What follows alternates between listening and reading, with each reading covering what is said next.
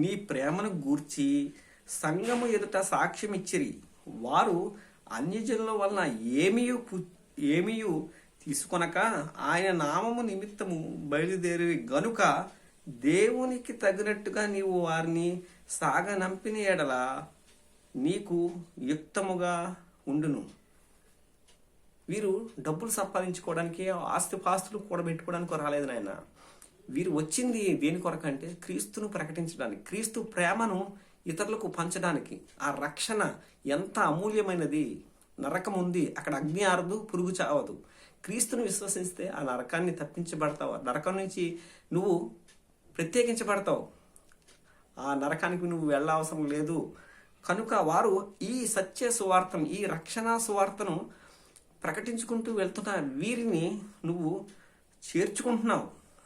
వీరు ఇలా వెళ్తున్న వీరు వారి కోసం ఏమీ సంపాదించుకోవట్లేదు, వారి గురించి వారు ఆలోచించుకోవట్లేదు. కారణం వారు ఉపేక్షించుకున్నారు. వారిని ఉపేక్షించుకొని వారు పరిచర్యలో ఉన్నారు గనక వారు ఇతరులకు అప్పుడు బోధిస్తున్న సమయంలో వారి దగ్గర నుంచి కనీసం ఏది కూడా పుచ్చుకోకుండా వారు అన్యుల వలన ఏమీ తీసుకొనక ఆయన నామము నిమిత్తము బయలుదేరి గనుక దేవునికి తగినట్టుగా నీవు వారిని సాగనంపిన ఎడల నీకు యుక్తముగా ఉండును. మనము సత్యమునకు సహాయకులము అవునట్టు అట్టి వారికి ఉపకారము చేయ బద్దులమై ఉన్నాము. మనము సత్యము సంబంధం గనక మనము సత్యానికి సపోర్ట్ చేయాలి. దేవుని బిడ్డలకి మనము అండగా ఉండాలి. వారు ఆయన వార్తను తీసుకెళ్తూ ఉన్న సమయంలో వారిని మనము ఆదరించాలి, ఆతిథ్యం ఇవ్వాలి, వారికి మనము అండగా ఉండాలి నాయన అని చెప్తూ, అందులో నువ్వు ప్రత్యేకించి ఇది చేస్తున్నందుకు నాకు చాలా సంతోషంగా ఉంది. దేవుని బిడ్డలకు ఆతిథ్యం ఇస్తూ, పరదేశులకు నువ్వు ఆతిథ్యం ఇస్తూ, మిషనరీస్గా ఉన్న వారిని నువ్వు ప్రోత్సహిస్తున్న విధానాన్ని బట్టి వారు వచ్చి ఈ సంగతిని మాకు సాక్ష్యం చెప్పినప్పుడు బహుగా సంతోషిస్తున్నాను. గాయి, నేను పడిన ప్రయాసం, నీ ఆత్మీయంగా నిన్ను కన్నాను కదా, నేను కన్నాను గనక నీ గురించి మంచి మాట నేను వింటున్నప్పుడు నిజమైన తండ్రికి తన కుమారుడు ప్రయోజకుడు అయ్యాడు అని తెలిస్తే ఈ విధంగా సంతోషపడతాడో, నువ్వు సత్యములో ప్రయోజకుడు నిలిచి ఉండి నడుస్తున్న విధానాన్ని బట్టి నేను ఎంతగానో సంతోషిస్తున్నాను గాయి అని చెప్పి మొదటి 8 వచనాలు గాయని గురించి అప్రిషియేషన్ చేస్తూ, గాయని మెచ్చుకుంటూ, తద్వారా సంఘంలో గాయి వలె మాదిరిగా మనం ఉండాలి అని చెప్పి యాహాను గారు చెప్తున్నట్టు మనం చూస్తున్నాం. 1 నుంచి 8 అధ్యాయాలు గాయిలాగే మనము ఆతిథ్యం ఇచ్చేవారిగా, క్రైస్తవులు ఎవరైతే సువార్థికులుగా ఉన్నారో, ఎవరైతే బోధకులుగా ఉన్నారో వారిని మనము సపోర్ట్ చేసే విధంగా ఉండాలి అని చెప్తూ 9వ వచనానికి వచ్చినప్పుడు ఒక వ్యక్తిని గురించి చెప్తున్నాడు. ఆ వ్యక్తి ఎవరు అంటే, నేను సంఘమునకు ఒక సంగతి వ్రాసి తిని, సంఘానికి ఒక సంగతి రాశాను. అయితే వారిలో ప్రధానత్వము కోరుచు దియోత్రెఫే మమ్మను అంగీకరించటలేదు. దియోత్రెఫే ఉన్నాడు సంఘంలో ఒక వ్యక్తి, వారిలో ప్రధానత్వము కోరుచు. ప్రధానత్వము అంటే అధికారం. చర్చిలో నేనే ఉండాలి, చర్చిలో నేనే అందరికన్నా పైవాడిగా ఉండాలి, నేనే అధికారం చలాయించాలి, నా మాట లేకుండా ఏ పని జరగకూడదు. అటువంటి స్వభావం కలిగిన వ్యక్తి అండి ఈ దియోత్రెఫే. ఈ దియోత్రెఫే ప్రధానత్వం, అధికారం కావాలి, అధికారం. యేసుక్రీస్తు ఒక మాట అన్నారు, నేను పరిచారము చేయడానికి వచ్చాను కానీ పరిచర్యము చేయించుకోవడానికి రాలేదు.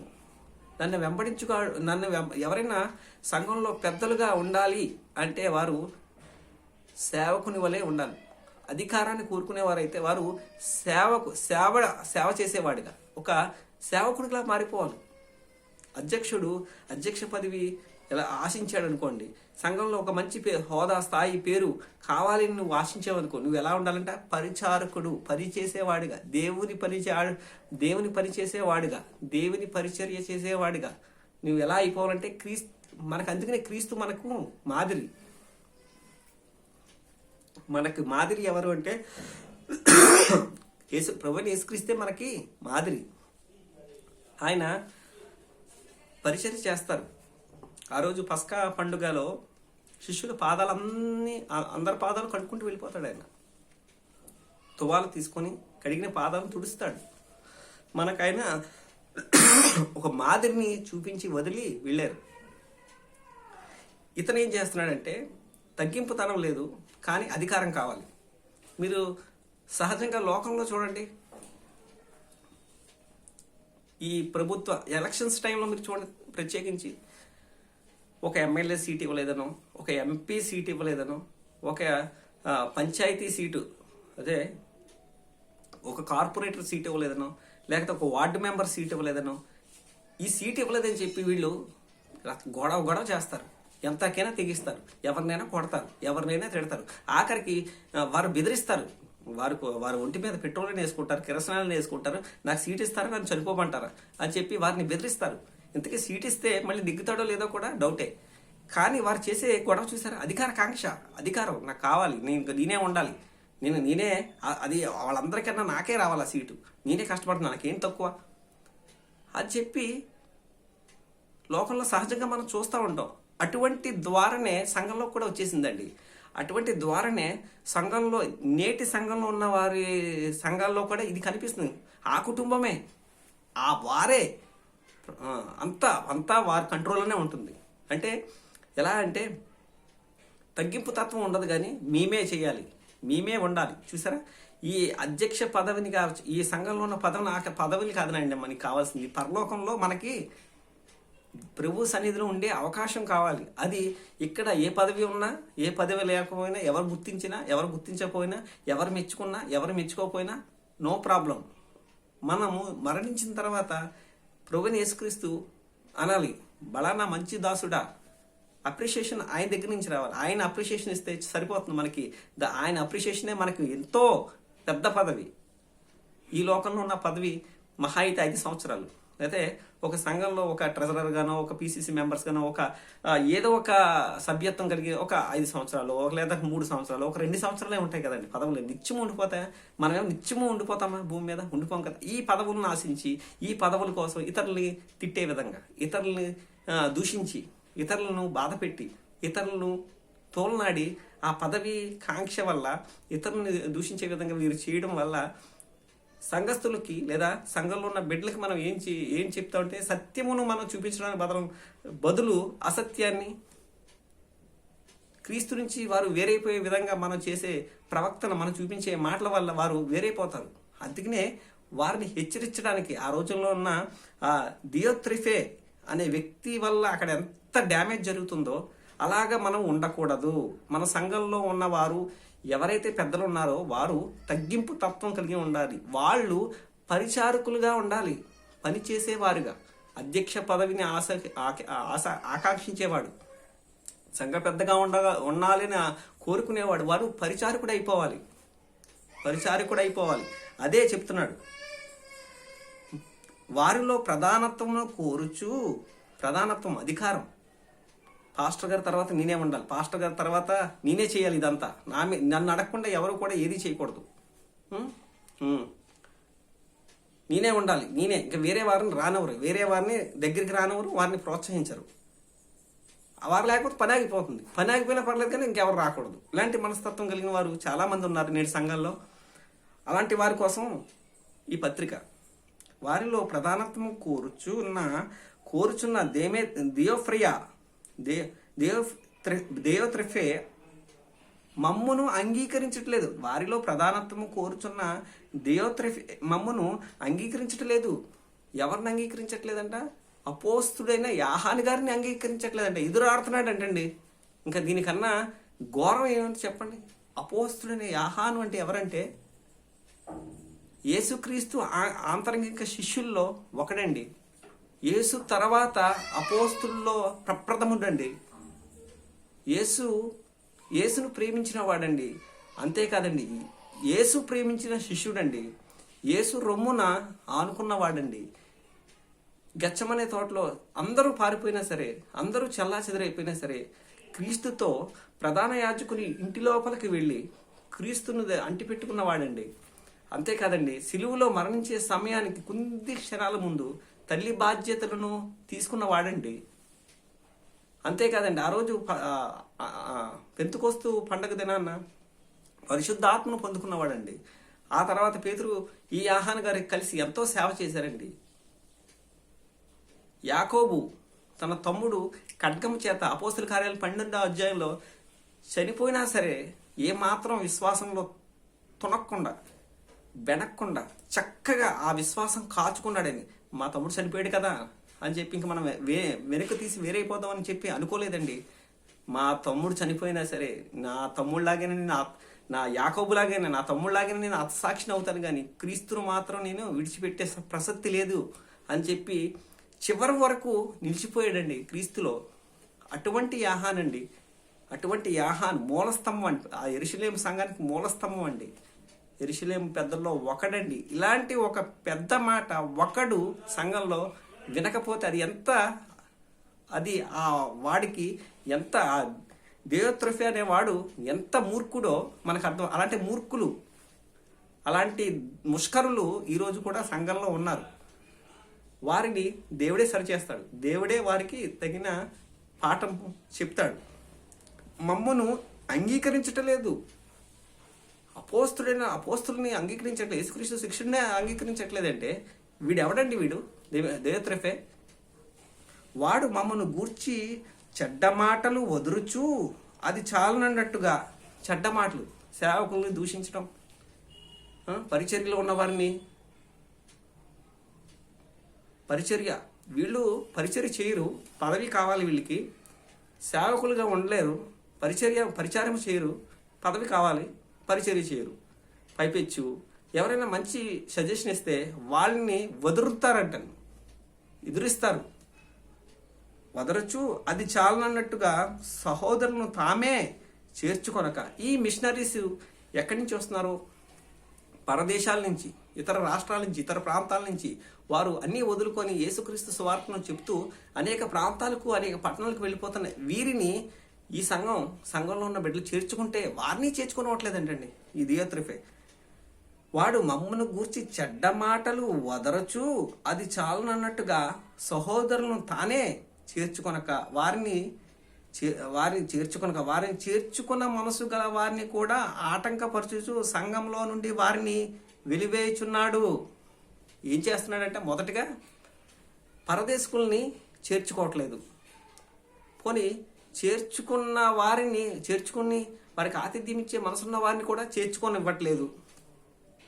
వారిని దూషిస్తున్నాడు, వారిని వెలివేస్తున్నాడు, వారిని హింసిస్తున్నాడు.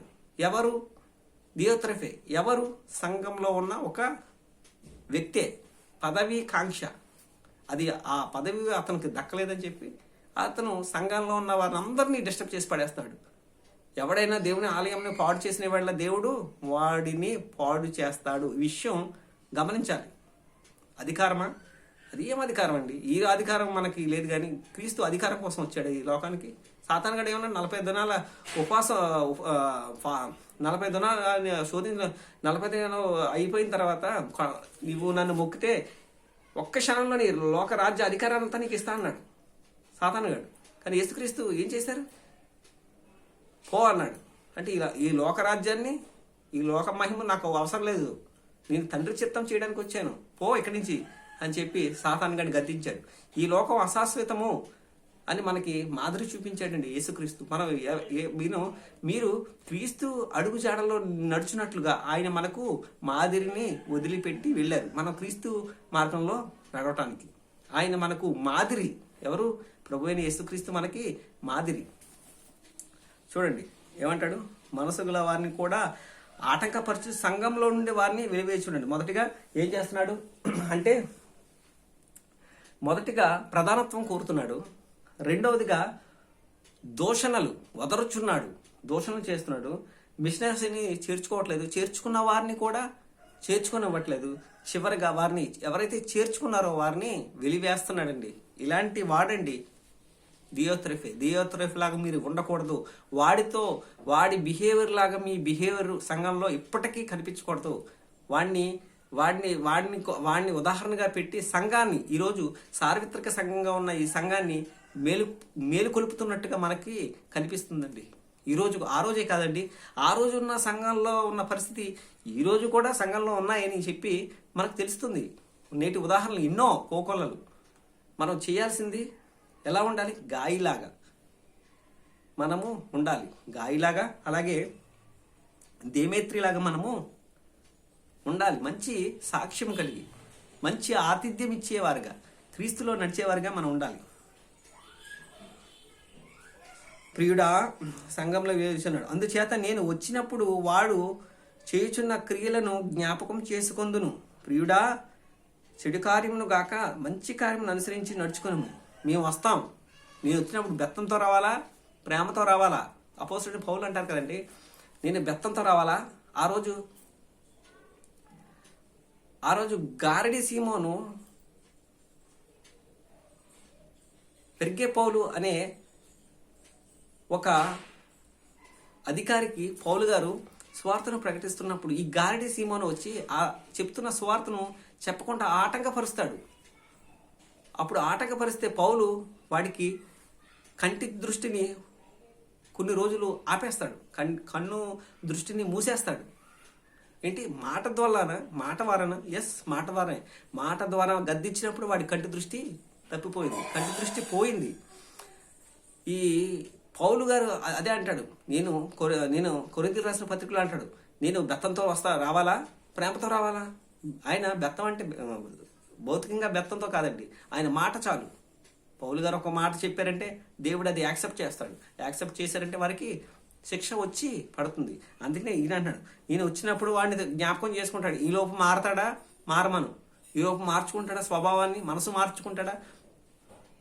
మనసు మార్చుకుంటే సరే, లేకపోతే నేను వచ్చినప్పుడు వాడిని జ్ఞాపకం చేసుకుంటాను, వాడి క్రియలను జ్ఞాపకం చేసుకుంటాను అని చెప్పి హెచ్చరిస్తూ మీరు చెప్పండి వాడి మారేలాగా. వాడు తన పక్కన ఎవరెవరు ఉంచుకుంటున్నాడంటే తనకు సపోర్టుగా, అంటే సత్యం గురించి మాట్లాడిన వాళ్ళని, మూగ కుక్కలుగా ఉన్న వాళ్ళని, నోరెత్తని వారిని, సత్యం గురించి మాట్లాడిన వారిని వాడి చుట్టూ పెట్టుకొని మూగ కుక్కల్లాగా వాడి చుట్టూ పడేసుకుంటున్నాడు వాళ్ళందరినీ. అలా ఉండొద్దు. మీరు సత్యాన్ని సత్యంగానే ప్రకటించే వాళ్ళని మీరు మీ మధ్య బుద్ధి చెప్పేవారుగా, ప్రోత్సహించేవారుగా, మీరు సత్యంలో నిలబడేవారుగా, సత్యాన్ని ప్రకటించేవారిని, సత్యంలో ఉన్నవారిని మీరు ప్రోత్సహించండి. అలాంటి వాడితో కలుసుకోవద్దు, అలాంటి వాడితో మాట్లాడొద్దు, అలాంటి వాడిని చేర్చుకొనొద్దు.